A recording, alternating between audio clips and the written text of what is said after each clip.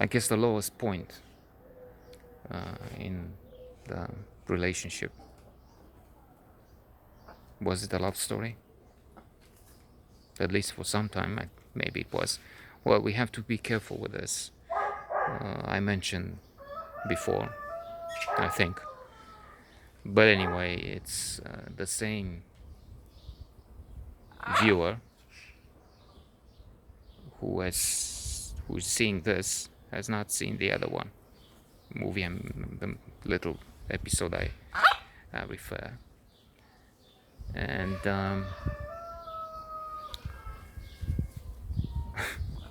that's the viewer we will have in 100 years' time, because it doesn't seem that we're collecting any limited audience over weeks. Anyway, well, we'll see. In 100 years' time, there will be a couple of people who maybe watch this and will enjoy it from heaven. I mean, we'll be dead by then, but there will be a viewer. Maybe. Maybe there will be nobody left by that time. Pandemic and all, climate change, people electing Trump. So, yeah, Thomas Mann has a character in a short story who's appalled. People keep saying, I love you so much, there are no words to describe that. Oh, friendship, we were so good friends. I mean, I'm your best friend. I will be for you here forever. Well, yeah, that's what the words mean.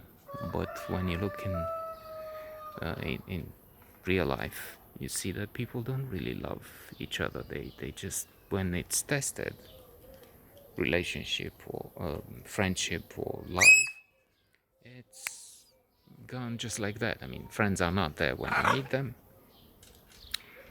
And in other words, you find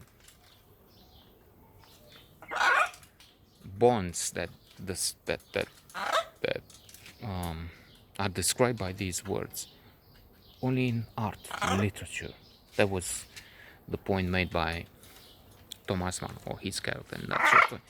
So ever since that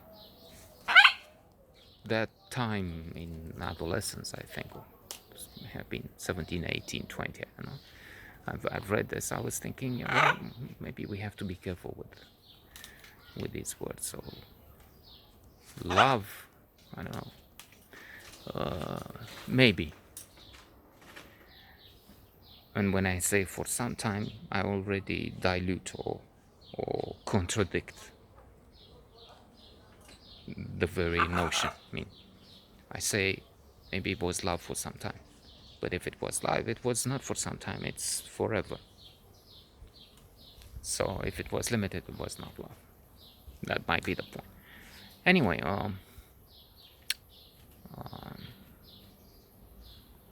this was a girl,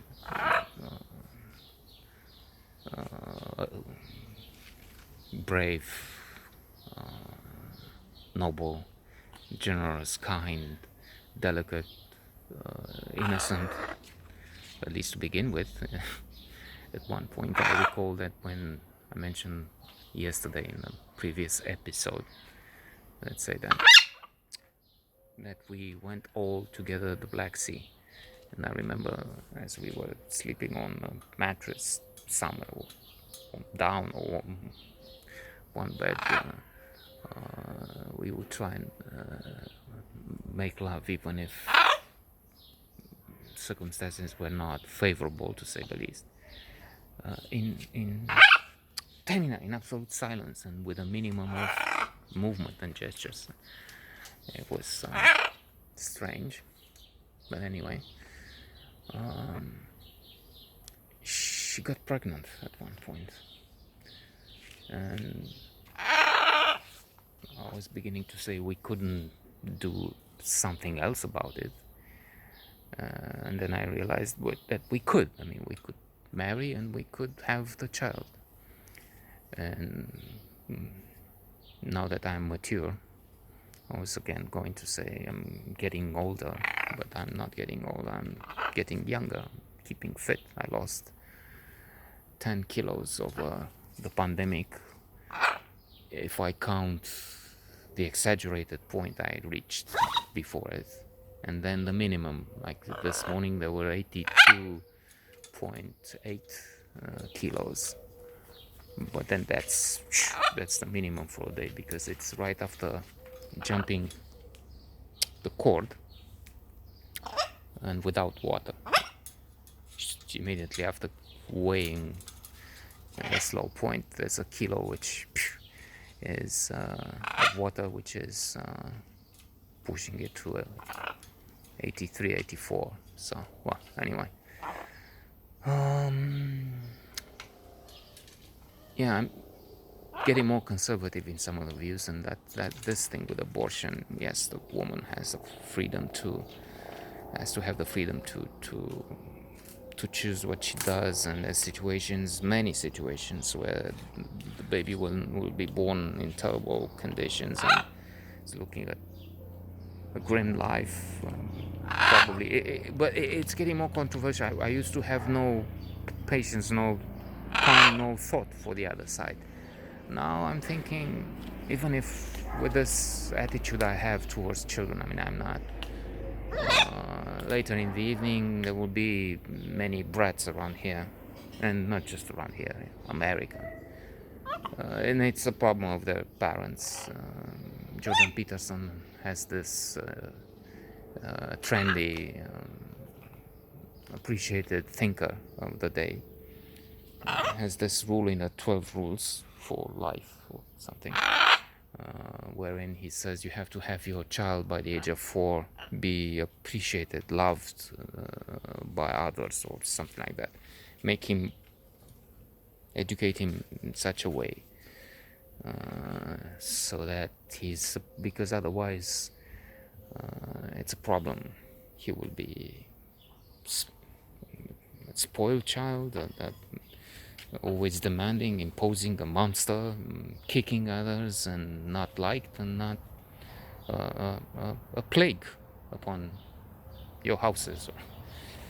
And that's what happens. I mean, we see that in America they're allowed to do anything, kick their parents and say fuck you, and please would you care to come to school, and Bill Maher makes jokes on this. So around here they shout, they scream, they fuck, they say fuck you. It's terrible. So the arguments for both sides, it's complicated, but anyway, at that stage we decided we have to use the only alternative we saw, which was to have an abortion, but that was illegal in the days of communism, especially in the last years Ceausescu, when he wanted to have, I don't know, the population of India, if possible, here to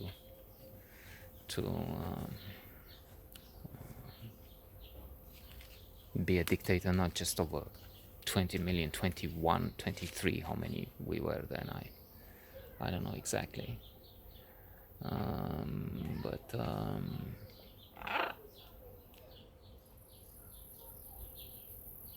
they encouraged women to have children if they had 8. I don't know, they were mother heroine, mama heroine also. And so we had to use quack. No, that's not a term, but still not professional, not qualified, not official. I mean, official would be, they would not, they would say, okay, we have to report, register this, and you have to have the child, no matter what. And